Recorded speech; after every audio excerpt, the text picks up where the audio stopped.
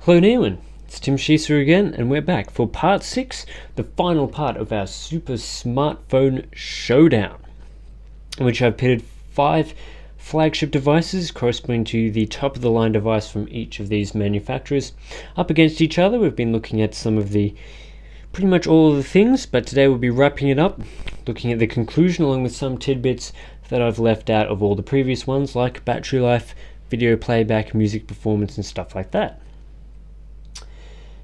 Anyway, we'll get right into it with the video playback, and that is when I'll be showing off the Samsung Galaxy S3 because it does have the best video playback out of all of these devices. In fact, it is the only device so far which has actually beaten my video playback test. You'll see here that it does actually manage to play THX's Amazing Life video. It's a very cool video if you've never seen it. But it's very intensive, this video, in terms of bitrate, the codec strange and stuff, but the quad-core in this is capable of playing back this video, which is surprising and definitely welcome. And of course you also get a lovely 4.8-inch display. Again, you will remember that I gave the actual display winner to the HTC One X, but that doesn't stop this display for still being very good for video playback. Another thing to note out of all these devices is that the Xperia S has the Bravia engine on board, which does enhance the quality of pictures and videos. In fact, you can see here it says Mobile Bravia engine image quality enhancer for photos and videos. You can enable and disable that. It does make somewhat of a difference, but unfortunately when you use a third-party video playback tool, you unfortunately lose that ability to have the Mobile Bravia engine working. It's a bit disappointing, but unfortunately that is the way that Sony has decided to go with this.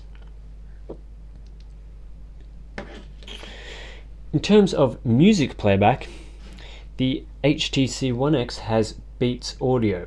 While you might think that the Beats brand is not particularly good when it comes to some things such as headphones, it does actually enhance the quality of the sound coming out of the HTC One X quite considerably. In fact, out of all of the enhancing software that is used throughout smartphones, Beats audio is definitely the best.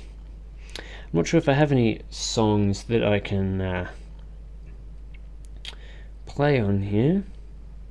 Oh, in fact there's the default ones. You see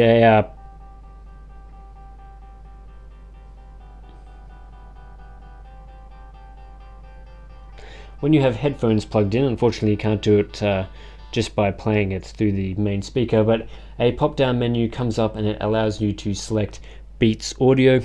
Definitely recommended, makes it sound better than any of these other devices. In terms of the sound straight out of the device, probably have to either give it to Sony or LG. They do a very good job with each of their devices' sound output. It seems very crisp and clear. Samsung's probably the weakest link there. It's not particularly bad, but you know, I was expecting a bit better from that device. A couple of other things that should be mentioned. Which of these devices has the best battery life? And in the video playback test, the Motorola Droid Razr actually dominated that with the best time. Even though it is really slim and it is not the Razr Max, it still packs a mighty punch when it comes to the battery, and it does manage to take down all the other devices in terms of battery for video playback. But in general life, the Samsung Galaxy S3 is better. Not only does it actually have a removable battery behind here, which I will show you. You see here, it has a removable battery. This is actually only one of 2 devices here that has a removable battery. It's this, and also the LG Optimus 4X HD has the removable battery. But in terms of battery life overall, I think I've got the best performance out of the Galaxy S3. Normally I have to charge this once per day, but occasionally, using mostly in Wi-Fi zones, you can even stretch this to 2 days, which is surprising for a flagship device with a very large screen. So you have to praise Samsung for doing a very good job in improving the battery life there. The weakest performer is unfortunately the Sony Xperia S. For some reason, even though the device is reasonably thick, lots of room for a battery in there, it does not perform the best. In fact, during these videos that I've been recording, sometimes halfway through the video I've had to charge up. Even when it's on 50%, it might have drained to 20% just in the course of filming the video. So unfortunately, Sony, you are the weakest link for the battery life. The HTC One XL also has better battery life than the HTC One X, which is something to keep in mind. Probably again not particularly outstanding battery life coming from this device, but I'm sure many of you will make do with what is given. So the final question is, which one of these devices is actually the best, and which one would I recommend? Now I've used each of these devices for roughly a week each, here and there. So right, hardware wise, you cannot go past the performance of the Galaxy S3. It is simply the fastest device there is on the market currently.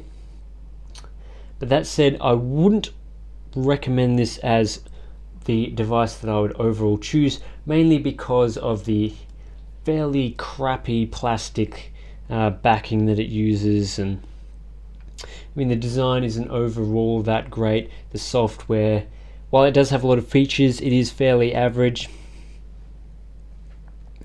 And the camera does get beaten by the Xperia S.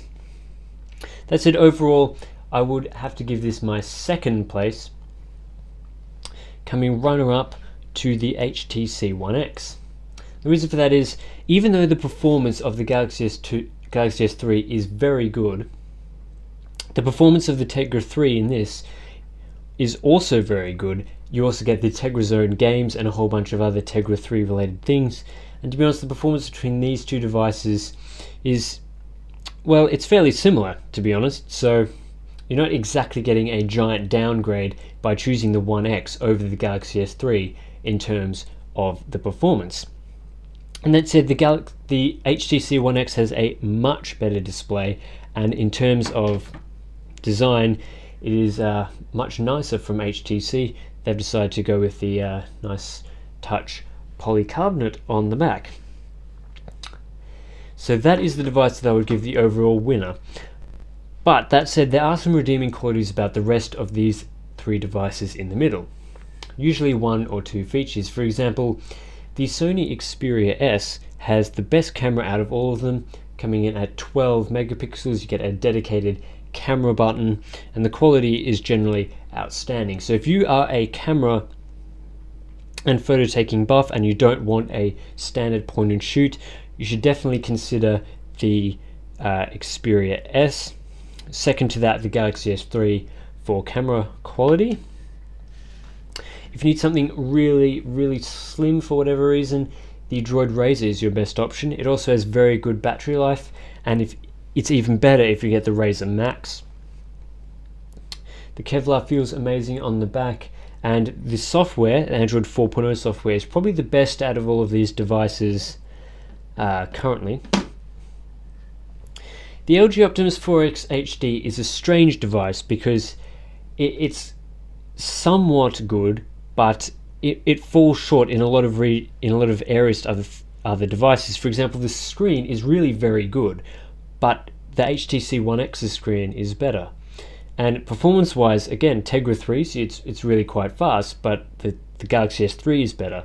And while the camera's average and the software, while it is very good, and it's fairly good in terms of the overall look, the Samsung Galaxy S3 has more features. And in terms of the design, I do like the design, but the Droid Razr is slimmer and this has a better feel to it. So again, this isn't exactly the worst device in the world, but it just unfortunately gets beaten by the other devices. So at the end of the day, the HTC One X is the device that I would recommend out of the flagship devices from each of the 5 major carriers. So thank you to everyone who has been watching the past week of the smartphone Super Showdown.